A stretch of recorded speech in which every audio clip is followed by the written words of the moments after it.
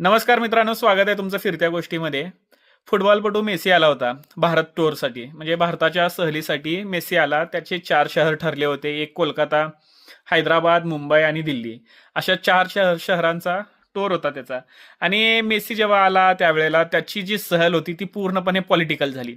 कोणत्याही ग्राउंडवर गेलात किंवा कोणत्याही ठिकाणी तो गेला त्या ठिकाणी तिथं पॉलिटिकल डॉमिनन्स दिसला, की पॉलिटिकल नेत्यांचं वर्चस्व दिसलं.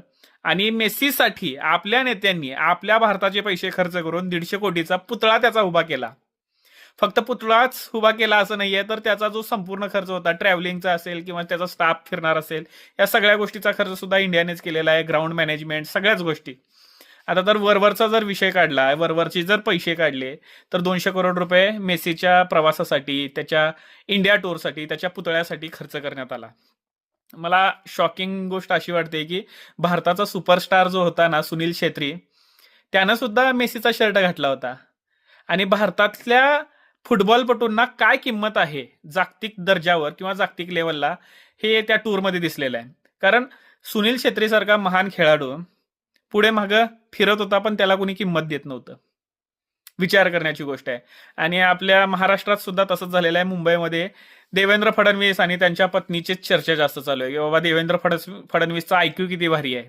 ज्या वेळेला लोक भू करत होते त्यावेळेला गपचूप त्याने गणपती बाप्पा मोरया म्हणलं आणि लोकांना आपल्या बाजूने वळवून घेतलं. त्यानंतर ना, वहिनी, महाराष्ट्राच्या वहिनी, 3 वेळा त्यांनी सेल्फी काढलेल्या चिंगम खात, याची सुद्धा चर्चा होत आहे.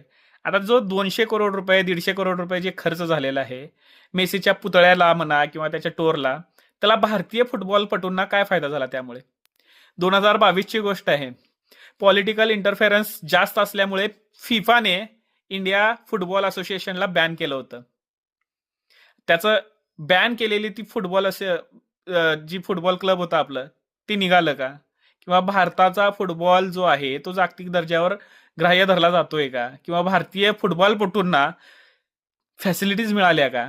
अरे, एक वेळ अशी होती ज्या वेळेला वर्ल्ड कप खेळण्यासाठी भारताचा फुटबॉल संघ गेला होता, त्यावेळेला त्यांना एअरपोर्टवर झोपावं लागलं होतं. हॉटेल अकोमोडेशन मिळालं नाही. आणि पॉलिटिकल इंटरफेरन्स एवढा भयंकर आहे ना आपल्या इकडे. जे 50 करोड रुपये रिलायन्सकडनं ज्या वेळेला मिळाले होते स्पॉन्सरशिप, त्याचं काय झालं कुणालाच माहिती नाही. पण फुटबॉल असोसिएशनचे जे अध्यक्ष आहेत त्यांचे 128 टूर झालेले आहेत. ऑफिशियल किती झालेत माहिती नाही, पण 128 टूर त्यांनी फुटबॉलच्या निमित्तानं त्या खुर्चीवर बसून खर्च केलेले आहेत.